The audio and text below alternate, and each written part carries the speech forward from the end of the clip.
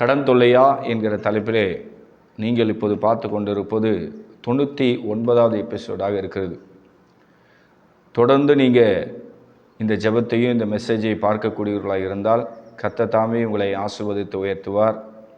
ஒருவேளை புதிதாக first time நீங்கள் இந்த மெசேஜ் இந்த ஜெபத்தை பார்க்கும்படி ஆசையோடு நீங்கள் வந்திருந்தால் உங்கள் யாவரையும் மறுபடியும் கூட நான் கர்த்தராகிய இயேசு கிறிஸ்துவின் நாமத்தில் அன்போடு வாழ்த்து வரவேற்கிறேன். கடன் தொல்லை என்பது ஒரு சாதாரணமான ஒரு பிரச்சனையாக நம்ம எடுக்கவே முடியாது. ஏன்னா இந்த உலகத்தில் கடன்படாத மனிதர்கள் யாருமே இருக்க முடியாது. அப்படியும் ஆராய்ச்சி செய்து பார்த்தா 100ல் 1 நபர் வேணால் அவங்க கடன் வாங்காத விசுவாசத்தில் வாழக்கூடியவர்களாக இருப்பாங்க. மற்றபடி எல்லாருமே இந்த கடன் என்கிற சிக்கலில் போய் மாட்டிக்கின்னு தவிக்கிறாங்க. அதனால் ஆவியானவர் என்னை எழுப்பி இந்த கடன் தொல்லையில் பாதிக்கப்பட்ட ஜனங்களுக்கு சுவிசேஷம் சொல்லவும், ஆறுதல் சொல்லவும், அவர்களுக்காக வேண்டிக் கொள்ளவும், ஜெபம் பண்ணுவோம். கர்த்தர் இந்த ஊழியத்துக்கு என்னை ஏற்படுத்தினபடியால் தேவாதி தேவனுக்கு நான் நன்றியுள்ள இருதயத்தோடு நன்றி செலுத்துகிறேன். தொடர்ந்து நீங்கள் இந்த மெசேஜை பாருங்கள்.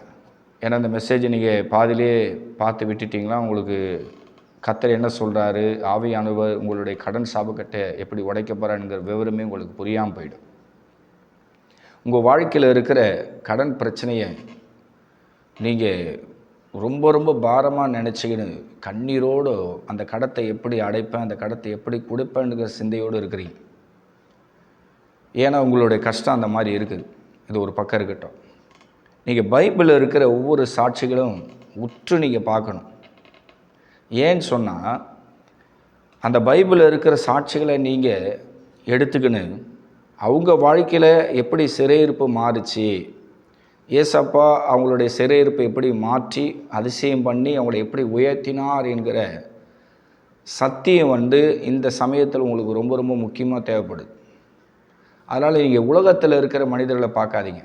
நான் மாத்திரம் கடன் தொல்லையில் இருக்கிறேன், எங்கள் அண்ணன் தம்பியெல்லாம் நல்ல வருமானத்தோடு ஆசீர்வாதமாக இருக்கிறாங்க, எங்கள் அக்கா தங்கச்சிங்கெல்லாம் ரொம்ப ஆசீர்வாதமாக இருக்கிறாங்க, என்னுடைய கடனை அடைக்க எனக்கு உதவி செய்ய என்னுடைய அண்ணன் தம்பி அக்கா தங்கச்சி கூட எனக்கு கொடுத்து உதவி செய்யலை, நான் கண்ணீரோடு இருக்கிறேன், எனக்கு நல்ல கணவன் இல்லை, பிள்ளைகள் சின்ன பிள்ளைங்க, ஒருவேளை பெரிய பிள்ளைகளாக இருந்தாலும் அந்த பிள்ளைகளும் எனக்கு சம்பாரித்து கொடுக்கல, அப்படியும் என் வீட்டில் 4 வருமானம் வந்தாலும் இப்படி மாதம் மாதம் கடனை கொடுத்துக்கணும், கடனை அடைச்சிக்கணும், மேலும் மேலும் கடனை வாங்கிட்டு நான் கண்ணீரோடு வாடிக்கொண்டு இருக்கிறேன் என்று நீங்கள் சொல்வீர்களானால் இன்றைக்கு நான் காண்பிக்கிற அந்த வசனத்தை எடுத்து பாருங்கள்.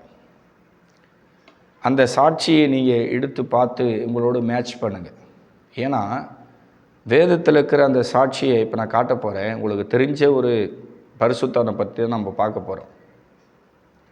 அவர் 17 வயசில் எகிப்து தேசத்தில் சிறைச்சாலைக்கு போய் அங்கே ரொம்ப வேதனை அனுபவிச்சவர்.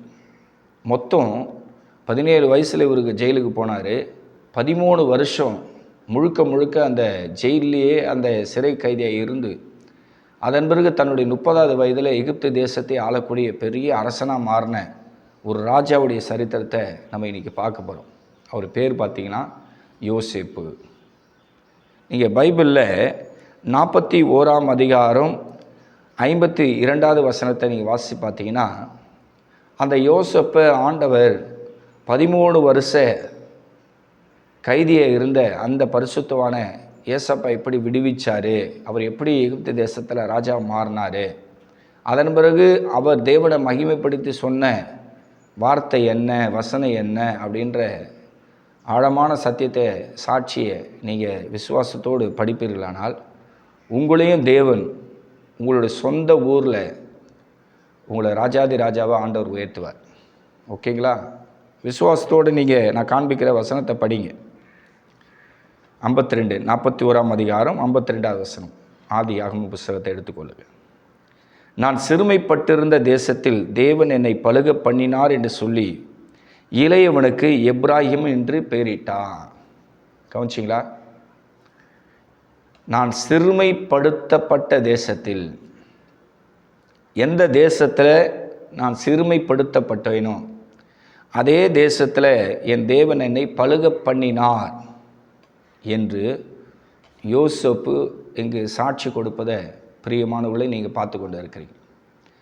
கடன் தொல்லையில் பாதிக்கப்பட்டு மீள முடியாத துக்கத்தோடு உடைஞ்ச உள்ளத்தோடு கலங்கி கொண்டு இருக்கிற என் அன்பு சகோதரியே, பரிசுத்த ஆவியானவர் இன்றைக்கு என் அன்பு சகோதரியே, கர்த்தர் உன்னை விடுவித்து கடன் தொல்லையினால் நீ சிறுமைப்படுத்தப்பட்ட அதே தேசத்தில் உன் தேவன் உன்னை உயர்த்துவார் என்கிற விசுவாசத்தை உனக்குள்ளே கொண்டு வர பரிசுத்த ஆவியானவர் இன்னைக்கு என்னை எழுப்பியிருக்கிறாருமா.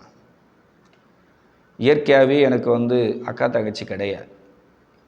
எங்கள் வீட்டில் மொத்தம் 4 ஆம்பளை பிள்ளைங்க. அதில் கடைசி மகன் நான் தான். எனக்கு 3 அண்ணன்கள் இருக்கிறாங்க, இப்போவும் உயிரோடு ஜீவிக்கிறாங்க. நான் வீட்டுக்கு 4ஆவது பையன். அதனால் எனக்கு கூட பிறந்த அக்கா தங்கச்சி இயற்கையாகவே ஆண்டவர் தரலை. அதனால் இந்த யூடியூப்பில் இருக்கிற குறிப்பாக நம்ம சேனலுக்கு சப்போர்ட் பண்ணி சப்ஸ்கிரைபராக இருக்கக்கூடிய அனைத்து சகோதரிகளும் என்னோடய கூட பிறந்த ஒரு சகோதரியாக நான் நினைக்கிறேன்.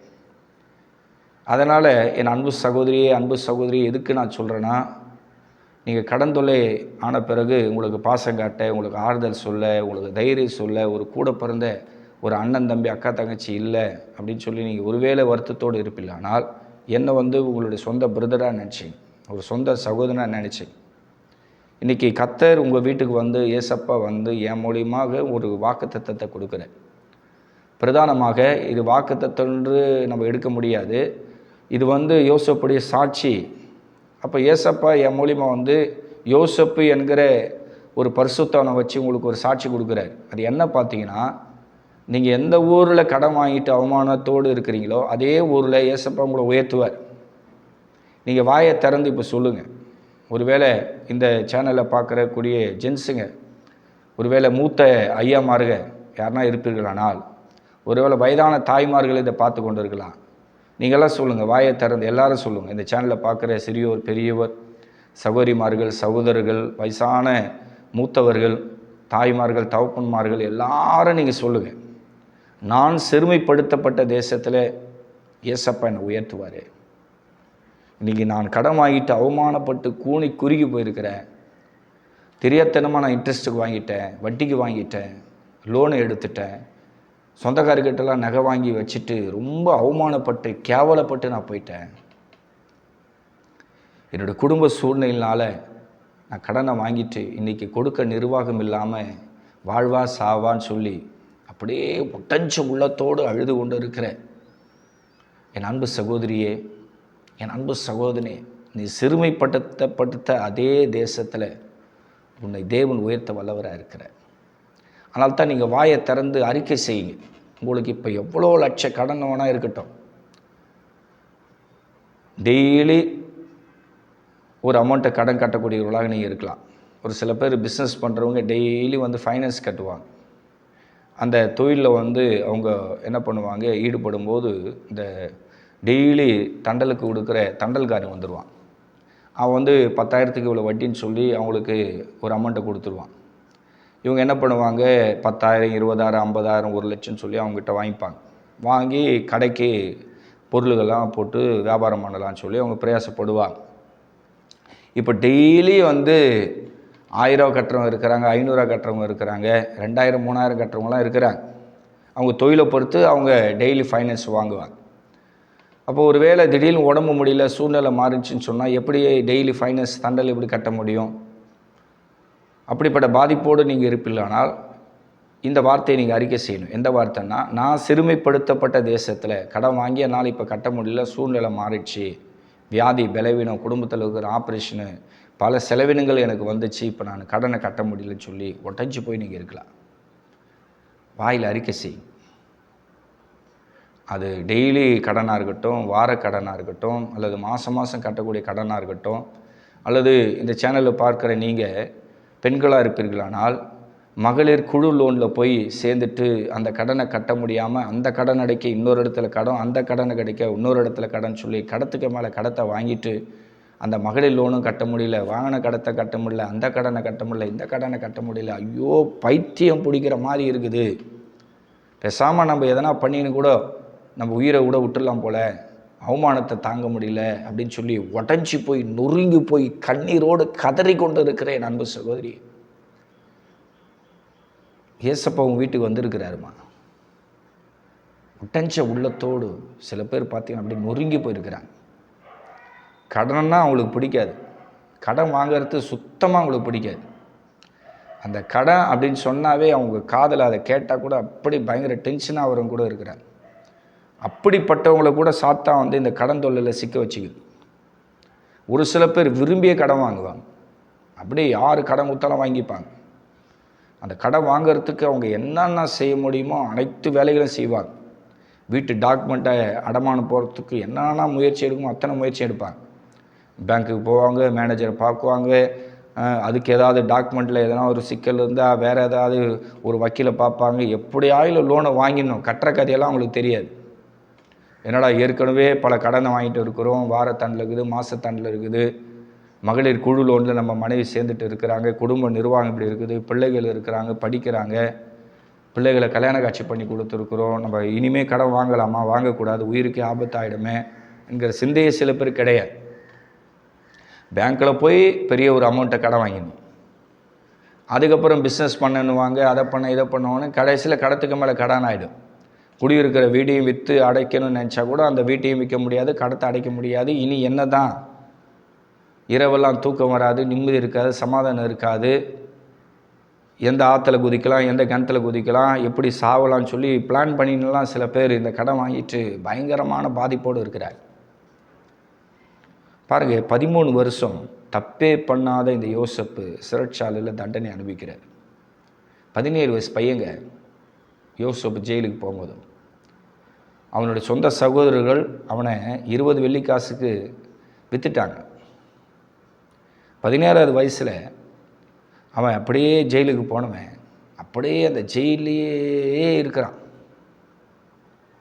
யோசனை பண்ணி பாருங்க, இவனை விடுவிக்க யாரால் முடியும்? உங்களை கூட கடன் ரூபத்தில் வந்து பிசாசு கட்டி உங்கள் வருமானத்தை கெடுத்து, உங்கள் நிம்மதியை கெடுத்து, உங்கள் தூக்கத்தை கெடுத்து பயங்கர கட்டி அவன் வச்சிருக்கிறான். உண்மையிலேங்க கடன் என்பது அது ஒரு அடிமைத்தனம். நீங்கள் ஜெயிலில் இருக்கிற ஒரு கைதி மாதிரி தான் நான் சொல்கிறேன். உங்களுக்கு நிம்மதி இருக்கா, சமாதானம் இருக்கா? சொல்லுமா என் அன்பு சகோதரி, சொல்லுமா. உங்கள் வீட்டில் இப்போ நிம்மதி இருக்கா? கடன் வாங்கினாலும் உனக்கும் உங்கள் வீட்டுக்காரருக்கு சண்டை வருதா இல்லையா? உன் பிள்ளைகளுக்கு உனக்கு சண்டை வருதா இல்லையா? ஒருவேளை கூட்டு குடும்பத்தில் இருந்தால் உங்கள் மாமனார் மாமியார்லாம் உன்னை ஒரு சொல்கிறாங்களா இல்லையா? சொல்லுங்கள், எல்லாம் நடக்குதா இல்லையா? அப்போ கடன் என்பது ஒட்டுமொத்த குடும்ப சமாதானத்துக்கு எடுக்கிற ஒரு பிசாசு. அது ஒரு அடிமைத்தனம், உங்களை அப்படியே சிறைப்பிடித்து வச்சுருக்குது. நீங்கள் எந்த விதத்தில் முன்னேறக்கூடாது. நீங்கள் எவ்வளோ வருமானம் வந்தாலும் உங்கள் வீட்டில் வறுமை இருந்துக்கினே இருக்கும். ஏன்னா கடன் பிசாசு வந்து ஒரு சூனியம் பிசாசு மாரி, பிள்ளி சூனியம் மாந்திரிகெல்லாம் பண்ணிட்டா ஒரு குடும்பத்தையே எப்படி நிலகுலை வைக்கிறதோ அதே போல் தான் இதுவும். இன்னும் சொல்லப்போனால் மந்திரம் சூனியம் பண்ணால் கூட சீக்கிரத்துலேருந்து ஜெபம் பண்ணி வெளியே வந்துடலாம். இருக்கத்திலே பயங்கர பிசாசு கட்டு எது பார்த்திங்கன்னா இந்த கடன் தான். கடனை ஒன்ஸ் வாங்கிட்டிங்கன்னா சாகிற வரை உங்களை விடாது. அது அடுத்து அடுத்து அடுத்து அடுத்து அடுத்து அடுத்து அடுத்து வாங்க வச்சுக்கினே இருக்கும். ஏன்னா அந்த ஸ்பிரிட்டோடைய தன்மைகள் அது மாதிரி. உங்களுக்குள்ளே இருக்க ரட்சிப்பின் சந்தோஷத்தை அழிக்கணும். நீங்கள் எந்த விதத்திலையும் சந்தோஷமாக கர்த்தரை ஆராதிக்கக்கூடாது. உங்கள் முழு இருதயத்தோடு, முழு சிந்தையோடு, முழு பலத்தோடு தேவனிடத்தில் அன்பு கூர்ந்து கர்த்தரை நீங்கள் ஆராதிக்கக்கூடாது. அப்போ நூதனமாக இந்த கடன் ரூபத்தில் வந்து உங்களுக்கு ஆசை காட்டி வீடு கட்டுறதுக்கு கடன், கல்யாணத்துக்கு கடன், பிள்ளைகளுடைய படிப்புக்கு கடன் சொல்லி எப்படி ஆகிலும் உங்களை கடத்தில் அதிக கொண்டு போய் சிக்கிடும். கடனாக எனக்கு பிடிக்கவே பிடிக்காதுன்னு சொன்னவங்களாம் கடன் வாங்கிட்டு இன்றைக்கி அழுதுன்னு இருக்கிறேன். இப்போ இது ஒரு பிசாசு கட்டு தான். நீங்களே சொல்லுங்கள், நீங்களே சொல்லுங்கள். இது ஒரு பிசாசு கட்டு. இதில் 150 பேர் குடும்பம் எப்படி இருக்குது பார்த்திங்கன்னா, நல்லா தாராளமாக எதையுமே சமைச்சு கூட சாப்பிட முடியாது. ஒரு மூட்டை அரிசி வாங்க முடியாது, டெய்லி பால் பாக்கெட் வாங்க முடியாது, வீட்டுக்கு தேவையான பொருள் எதுவுமே வாங்க முடியாது. சம்பாதிக்கிற பணமெல்லாம் அப்படியே வட்டி தான் கட்டி நிற்பாங்க. இங்கே வட்டிக்கு வாங்குவாங்க, அங்கே கொடுப்பாங்க, அங்கே வட்டிக்கு வாங்குவாங்க, இங்கே கொடுப்பாங்க. அப்போ குடும்பத்தில் அரிசி பருப்பு எண்ணெய் மாவெல்லாம் எப்படி ஆசீர்வாதமாக இருக்கும்?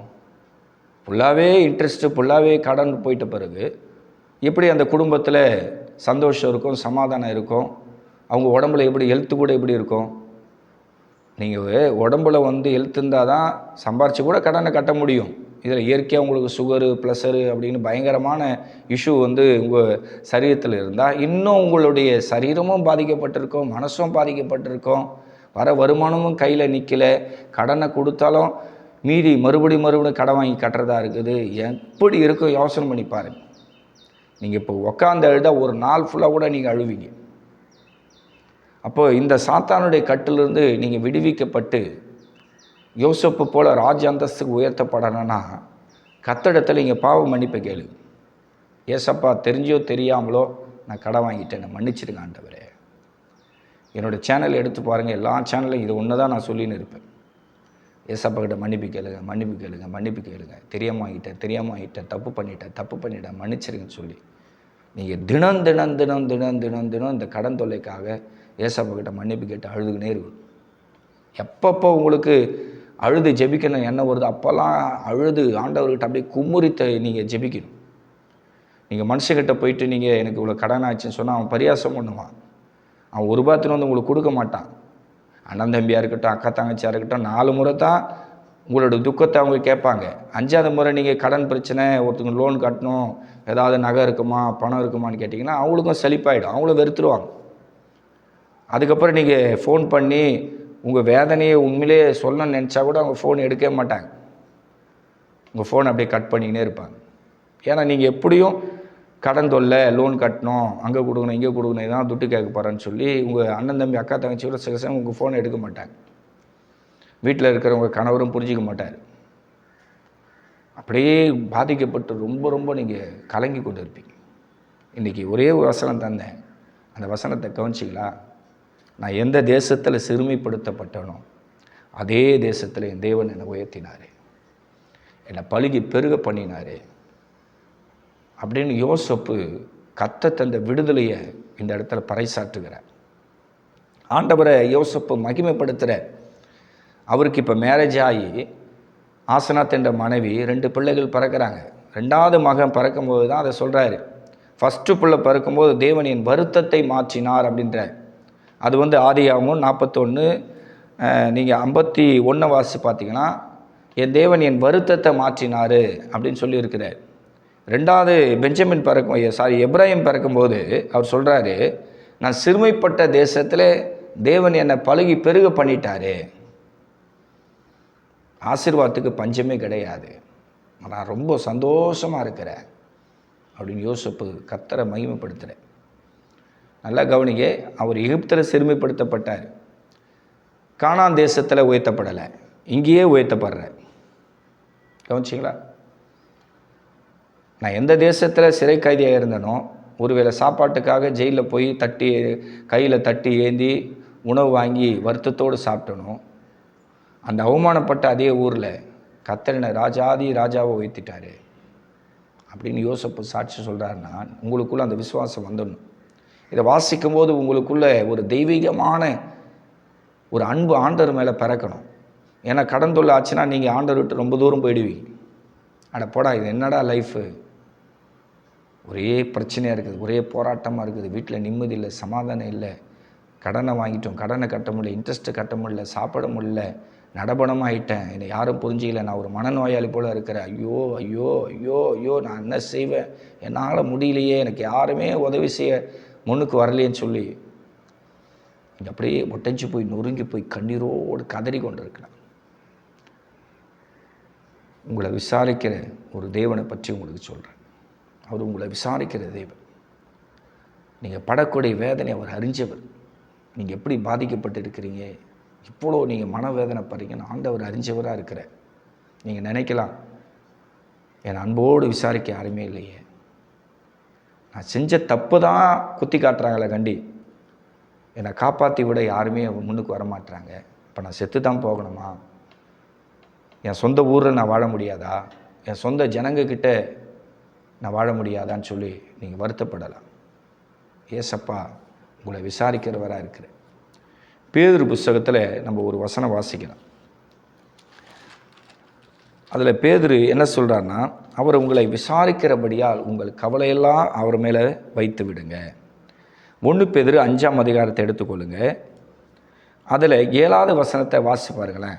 அதில் 7வது வசனத்தில் என்ன போட்டுக்குதுன்னா, அவர் உங்களை விசாரிக்கிறபடியால் உங்கள் கவலையெல்லாம் அவர் மேலே வச்சிடுங்க. கவனிச்சிங்களா? அவர் உங்களை விசாரிப்பார். உங்கள் மனசில் இருக்கிற கவலையெல்லாம் அவர் மேலே வச்சிடுங்க. சங்கீதம் 55 எடுத்து பாருங்கள். அதில் என்ன போட்டுக்குது? ஒரு சுவிசேஷ வார்த்தைகள் அங்கே எழுதப்பட்டது. அது என்ன? கர்த்தர் மேல் உங்கள் பாரத்தை வச்சிடுங்க, கலங்கி தவிக்காதீங்க.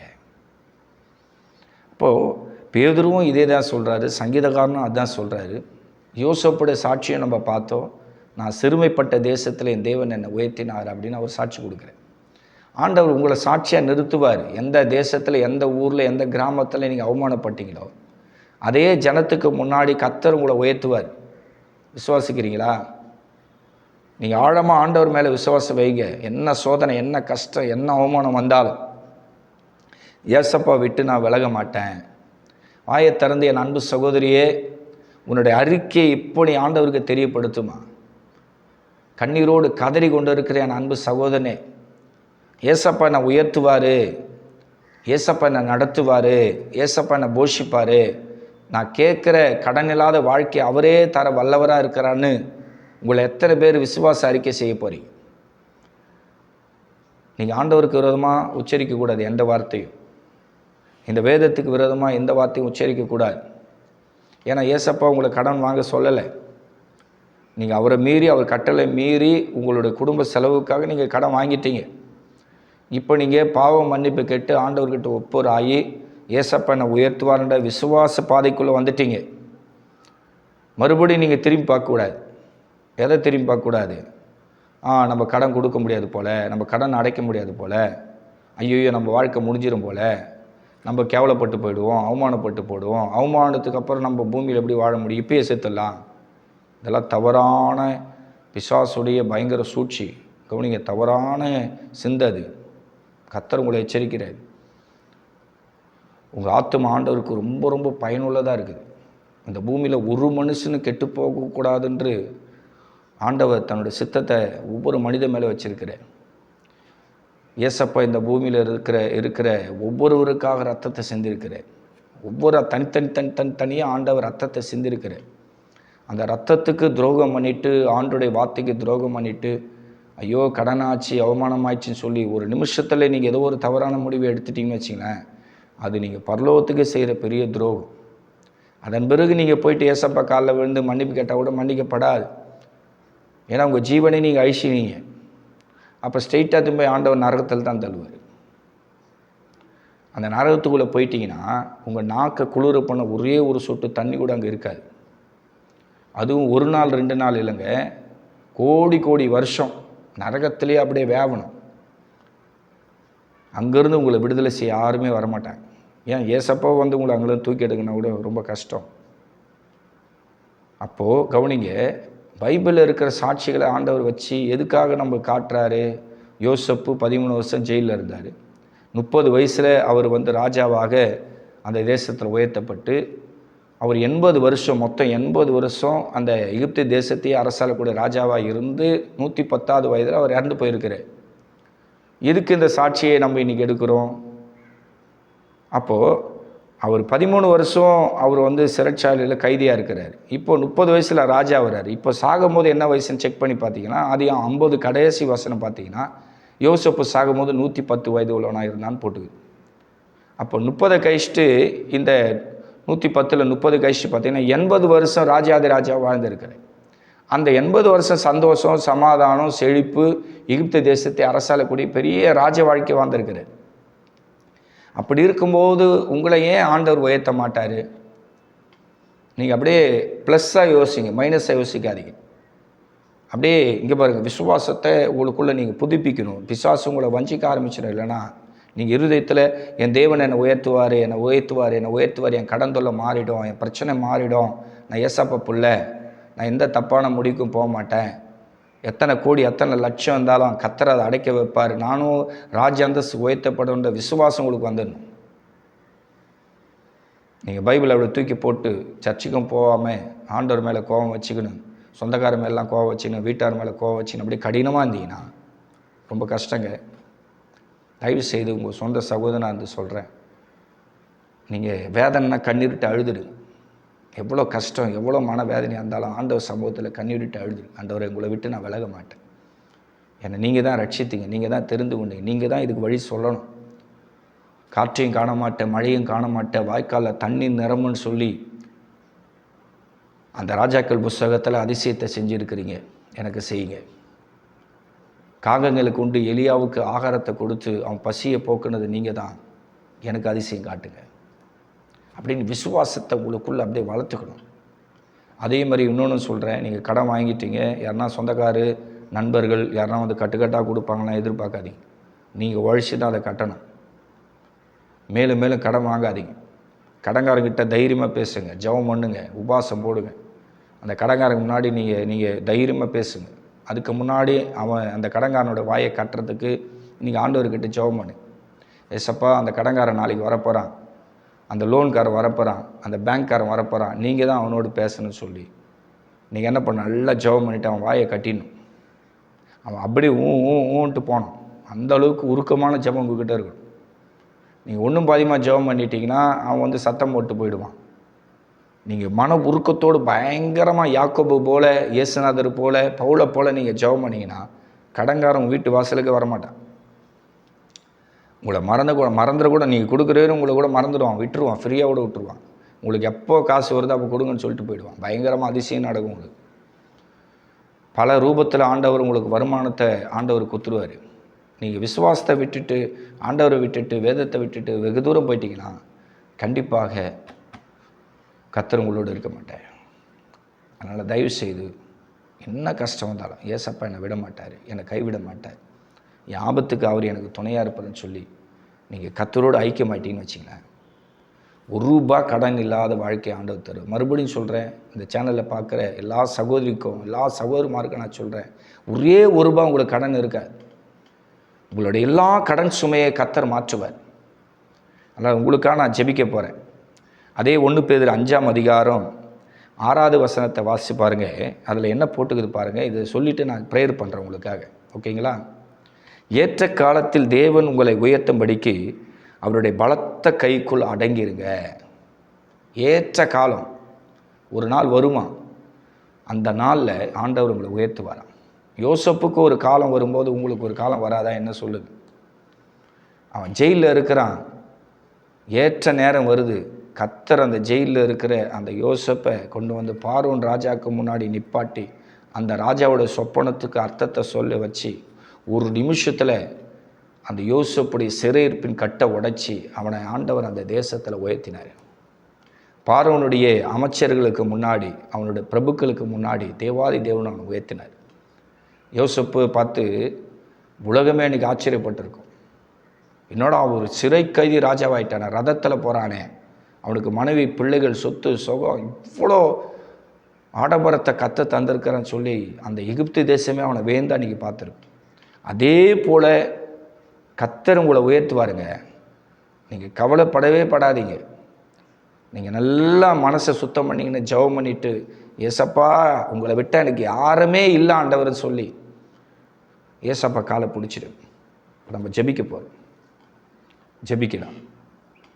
எங்களை அதிகமாக நேசிக்கிறதான அன்பின் ஆண்டவரே, ஆதியாகம புஸ்தகத்திலே ஆண்டவரே ஒரு வசனத்தை உடைய பிள்ளைகளாகிய எங்களுக்கு நீர் தந்தி, கடன் தொல்லையிலே பாதிக்கப்பட்டிருக்கிற ஒவ்வொரு சகோதர சகோதரிக்காக ஜெபிக்க வேண்டும், அவருடைய பாரத்தை சுமக்க வேண்டும் என்பதற்காக இந்த சேனலை எனக்கு தந்திருக்கிறீங்க.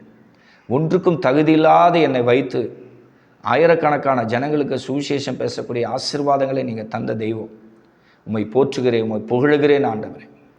நீர் வானத்துக்கும் பூமிக்கும் ஆண்டவர் பரலோகத்துக்கும் ராஜாதி ராஜாவாக இருக்கிறீர் ஆண்டவரே. இந்த வானத்தையும் பூமியும் படைத்தது நீர்தான் ஆண்டவரே. ஆண்டவரே, மனிதனை மண்ணினால் படைத்த தெய்வம் நீர்தான்ப்பா ஆண்டவரே. மண்ணான மனுஷன் ஏதேன் தோட்டத்திலே உமக்கு விரோதம் பாவம் செய்ததால் அவனுக்குள் வியாதி, மரணம், பாவம் பிரவேசித்தது. அந்த பாவத்தை போக்கி அந்த மனிதனை மீட்டு திருப்புவதற்காக 2000 ஆண்டுகளுக்கு முன்பாக ஆண்டவரை நாசரத் ஊரில் வாழ்ந்த கன்னி மரியாள் வயிற்றில் நீர் பிறந்து 30 வருஷம் நாசரத் என்னும் ஊரிலே ஆண்டவரை வளர்ந்து, அதன் பிறகு ஆண்டவர் யோர்தான் நதியிலே ஞானஸ்தானம் எடுத்து 40 நாள் உபவாசம் இருந்த பிறகு கலிலேயாவின் கடற்கரையில் வந்து இப்படியாய் ஆண்டவரை நீங்கள் பிரசவித்தீங்க. காலம் நிறைவேறிற்று, தேவனுடைய ராஜ்யம் சமயமாயிற்று, மனம் திரும்பி சுவிசேஷத்தை விசுவாசிங்கள் என்று சொல்லி ஆண்டவரே இந்த சுவிசேஷ ஊழியத்தை ஆரம்பித்து தந்தது நீர்தான். அப்போது உம்மிடத்தில் வந்த எல்லா ஜனங்களுக்கும் விடுதலையும் ரட்சிப்பையும் தந்து அதிசயங்கள் அற்புதங்களை செய்த ராஜாதி ராஜாவாக இருந்து ஆண்டவரே 3 வருஷம் ஊழியம் செய்து ரத்தத்தை சிந்தி ஆண்டவரே நீர் தன்னுடைய ஜீவனையே மனுக்குலத்துக்கு கொடுத்த நல்ல தெய்வம் அப்பா. அதன் பிறகு ஆண்டவரே 3ஆம் நாள் உயிரோடு எழுந்து உலக மாம்ச பிசாசை ஜெயித்து ஜெயமெடுத்து அந்த ஜெயத்தை சபைக்கு நீர் தந்திருக்கிறீர். அருமையான ஆண்டவர், அந்த ஜெயத்தை இன்றைக்கு தேவ ஜனங்களாகிய நாங்கள் ருசி பார்க்கத்தக்கதாக இந்த சேனலை பார்க்கிற ஒவ்வொரு தேவனுடைய பிள்ளைகளும் இந்த கடன் தொல்லையில் சிக்கிக்கொண்டு ரொம்ப அவமானப்பட்டு சிறுமைப்படுத்தப்பட்டு பயங்கர துக்கத்தோடு அவமானத்தோடு கண்ணீரோடு கதறி கொண்டு இருக்கிறாங்க. ஆண்டவர், இந்த சேனலை பார்க்கிற அனைத்து உள்ளங்களையும் நீங்கள் ஆண்டவரை தொட்டு சுகமாக்கி ஆண்டவரை கடன் தொல்லை மாறும் நம்பிக்கையோடு இருங்கள் என்று சொல்லி அவர்களை திடப்படுத்துவீராக. ஆண்டவரை கையின் பிரயாசங்கள் பாதிக்கப்பட்டு நிறைய வியாபாரிகள் ஆண்டவரே இப்படி கடனை வாங்கிட்டு கடனை கட்ட முடியாமல் வியாபாரத்தில் நஷ்டப்பட்டு கலங்கி கொண்டு இருக்கிறாங்க. அநேக சகோதரிகள் வீட்டில் புலம்பி கொண்டு இருக்கிறாங்க. வீட்டில் வருமானம் இல்லை, கணவனுக்கு வருமானம் இல்லை, பிள்ளைக்கு வருமானம் இல்லை, எனக்கும் வருமானம் இல்லை, வாடகை வீட்டில் இருக்கிறேன், எப்படி கடன் அடைப்பேன், எப்படி கடனை கொடுப்பேன், வீட்டில் அரிசி இல்லை, பருப்பு இல்லை, எண்ணெய் இல்லை, மாவில்லைன்னு சொல்லி ஒரு கூட்ட பரிசுத்தமான சகோதரிமார்கள் கலங்கி கொண்டு இருக்கிறாங்க. அநேக சகோதரர்கள் ஆண்டவர் கடன் தொல்லையில் பாதிக்கப்பட்டு கொண்டு இருக்கிறாங்க. ஏசப்பா, இன்றைக்கு ஜெப சத்தத்தை கேட்டு அற்புதங்களை அதிசயங்களை ஒவ்வொருவருக்கும் நீ செய்வீராக ஆண்டவரே. இயேசுவின் நாமத்தில் இன்றைக்கு ஆண்டவர் தேவ ஜனங்களோடு பேசினீர். சிறுமைப்படுத்தப்பட்ட தேசத்தில் யோசேப்பை பழுகி பெருக செய்தீர் ஆண்டவரே. அந்த சாட்சியை அந்த யோசேப்பே வாயை திறந்து அவர் சொல்கிறாரு, நான் எந்த தேசத்தில் சிறுமைப்படுத்தப்பட்டு இருந்தனோ அதே தேசத்தில் என் தேவாதி தேவன் என்னை உயர்த்தினார் என்று சொல்லி அந்த யோசேப்பு சொன்ன சாட்சியை வைத்து ஆண்டவரை 1 பேதுரு 5ஆம் அதிகாரத்திலே பேதுரு சொன்ன சாட்சிகளை வைத்து இன்றைக்கு ஆண்டவரே தேவ ஜனங்களுக்கு வேண்டிய எல்லா ஆலோசனையும் எல்லா சத்தியத்தை நான் சொல்லியிருக்கிறேன். உண்மையாகவே உங்கள் கடன் தொல்லையை கர்த்தர் மாற்றுவா. நீங்கள் சிறுமைப்பட்ட தேசத்திலே தேவாதி தேவன் உங்களை உயர்த்துவார் என்று சுவிசேஷம் பேசியிருக்கிற ஆண்டவரே, இந்த ஜெபத்தை நீங்களே நடத்தியிருக்கிறீங்கப்பா. என்னை வைத்து ஆண்டவரே என்னை மூடி மறைத்து பரிசுத்த ஆவியானவர் தேவ ஜனங்களை இங்கே பேசியிருக்கிறீங்க ஆண்டவரே. ஆண்டவர், இந்த பிரசங்கத்தை பார்த்த இந்த ஜெபத்தை கேட்ட ஒவ்வொருடைய கடன் சுமை மாற்றப்படுவதாக. ஆண்டவர், இப்போது நான் ஜெபிக்கிற ஜெப சத்தம் ஒருவேளை டிவியில் ஆண்டவரே மொபைலில் ஆண்டவரே சோத்திர கேட்டுக்கொண்டு இருக்கலாம். ஆண்டவரே, ஒவ்வொரு வீட்டுக்குள்ளே இருக்கிற அந்த கடன் என்கிற சாபக்கட்டு இயேசுவின் நாமத்திலே உடைவதாக. எல்லா சாபக்கட்டு உடையட்டும், எல்லா பேங்க் லோன் ஒழியட்டும், எல்லா மகளிர் குழு லோன்லேருந்து பெண்களை மீட்டு திருப்புவீராக ஆண்டவர். மற்ற ஆண்டவர் வட்டிக்கு வாங்கிட்டு வட்டி மேலே வட்டி பெருகிட்டு ஆண்டவரை ஸ்தோத்திரம் வட்டிக்கு மேலே வட்டி கட்ட முடியாமல் கண்ணீரோடு கதறி கொண்டு இருக்கிற என் அன்பு சகோதரிக்காக, என் அன்பு சகோதரமார்களுக்காக செபிக்கிறேன். கர்த்தர் எப்படியாகிலும் விடுதலை நீ தருவீரா ஆண்டவரே. கடன் சுமையே இருக்கக்கூடாது அப்பா, கடனே இருக்கக்கூடாது. விசுவாச வாழ்க்கையை வாழ வேண்டும். விசுவாசத்திலே ஒவ்வொருவரும் பூர்ணப்படுத்துவீராக. ராஜ அந்தஸ்துக்கு யோசேப்பை உயர்த்தின தேவன் இன்றைக்கு கடன் தொல்லையில் இருக்கிற ஒவ்வொருவரும் ராஜ அந்தஸ்துக்கு உயர்த்தி அவர்களை அழகு பார்ப்பீராக, அவர்களை அழகுபடுத்துவீராக ஆண்டவர். அவருடைய அழுகுரலை கேட்பீராக ஆண்டவரே. இந்த சேனலை பார்க்கிற ஒவ்வொரு சகோதரருடைய அழுகுரலை கேட்பீராக, ஒவ்வொரு சகோதரமார்களுடைய அழுகுரலை கேட்பீராக ஆண்டவரே. கர்த்தர் என் அழுகின் சத்தத்தை கேட்டா. ஆகாருடைய அழுகின் சத்தத்தை கேட்ட தேவன், அன்னாளுடைய அழுகின் சத்தத்தை கேட்ட தேவன், என்னுடைய அழுகுரலை கர்த்தர் கேட்டு எனக்கு அற்புதம் பண்ணினார் என்று தேவ ஜனங்கள் சாட்சி சொல்லத்தக்கதாக, குறிப்பாக இந்த சேனலை ஆண்டவரை பார்த்தவர்கள் ஜெபித்தவர்கள் எல்லாரும் சாட்சி சொல்லத்தக்கதாக கர்த்தர் இன்றைக்கு இந்த யூடியூப் மூலியமாக இந்த சத்தியத்தை வெளிப்படுத்தி கண்டிப்பாக யோசேப்பை போல உங்களை உயர்த்துவேன் என்று பேசினீர் ஆண்டவர். இயேசுவின் நாமத்தில் நீர் அற்புதங்களை செய்கிற தெய்வம், நீர் அதிசயங்களை செய்கிற தெய்வம். ஒவ்வொருவருக்கும் அதிசயம், ஒவ்வொரு வியாபாரிகளுக்கும் அதிசயம், வீட்டில் இருக்கிற ஒவ்வொரு சகோதரிமாருக்கு அதிசயம், வேலையை செய்யக்கூடிய ஒவ்வொரு சகோதரமார்களுக்கு அதிசயம் நடக்கணும் ஆண்டவரே. எல்லாரும் சாட்சி கொடுக்கணும். பாஸ்டர், உங்கள் மெசேஜை பார்த்தேன், உங்கள் ஜெபத்தை கேட்டேன், ஏசப்பா என் சிறையிருப்பை மாற்றினாரே, என் கடன் தொல்லையை ஆண்டவர் எடுத்து போட்டாரே, என் அடிமைத்தனத்தின் முகத்தை என் தேவன் உடைத்தார் என்று சொல்லத்தக்கதா கர்த்தர் கிருபை தருவீராக. ஆண்டவரே, நீர் ஜெபத்தை கேட்டதுக்காக ஸ்தோத்திரம் ஆண்டவரே. தாராளமாக உடைய வார்த்தைகளை பேச வைத்ததுக்காக ஸ்தோத்திரம். இவர்களுக்காக பாரப்பட எனக்கு உதவி செய்ததற்காக நன்றி செலுத்தும் ஆண்டவர். இந்த சேனலில் இருக்கிற பார்த்த எல்லாரும் ஆசீர்வாதமாக இருக்கணும் ஆண்டவரே. நீங்கள் உதவி செய்யும். ஒன்று கூட எங்களை தாழ்த்தி வறுமையாகும். நீங்கள் சீக்கிரமாக வரப்போகிறீங்க. அந்த வருகை நாட்களிலே உங்களைப் போலவே நாங்கள் மாற்றப்படணும். உங்கள் சாயல் எங்களுக்குள்ளே இருக்கணும். உலக மாம்ச பிசாசை ஜெயித்து ஜெயமெடுத்து ராஜாதி ராஜாவுடைய வருகையிலே நாங்கள் குடும்பமாய் காணப்பட, குறிப்பாக இந்த சேனலில் பார்த்த ஒவ்வொரு சகோதர சகோதரியுடைய குடும்பம் கர்த்தருடைய வருகையிலே காணப்பட நான் ஜெபிக்கிறேன். ஒன்று கூடி தாழ்த்து வறுமையாகும். எல்லா துதி கன மகிமை எல்லாவற்றையும் எடுத்துக்கும் இயேசுவின் நாமத்தில் பிதாவே, ஆமென். ஸ்தோத்திரம். உங்களுக்கு ஏதாவது ஜெப உதவி தேவைப்பட்டால் ஸ்க்ரீனில் என்னுடைய நம்பர் இருக்கும். நீங்கள் என்னுடைய நம்பரை எடுத்துக்கொண்டு நீங்கள் தொலைபேசியில் என்னை அழைத்து உங்களுடைய கடன் விவரங்களை சொல்வீர்களானால் உங்களுக்காக கண்டிப்பாக ஜெபிப்பேன். தொடர்ந்து நம்ம சேனலை சப்போர்ட் பண்ணி நம்ம சேனலை பாருங்கள். உங்கள் சொந்தக்காரங்க நண்பர்கள் யாராவது கடன் தொழிலில் பாதிக்கப்பட்டிருந்தால் இந்த யூடியூப்பில் நீங்கள் பார்த்த இந்த செய்தி, இந்த ஜெபம் உங்களை தொட்டு இருந்தால் தயவுசெய்து எல்லாருக்கும் ஃபார்வர்ட் பண்ணுங்கள். கர்த்தர் உங்களை ஆசீர்வதிப்பாங்க. அடுத்த தேவ செய்தியில் உங்களை சந்திக்கிறேன். கர்த்தர் உங்களை ஆசீர்வதிப்பாராக. எல்லாருக்கும் God bless you. Praise the Lord. Amen.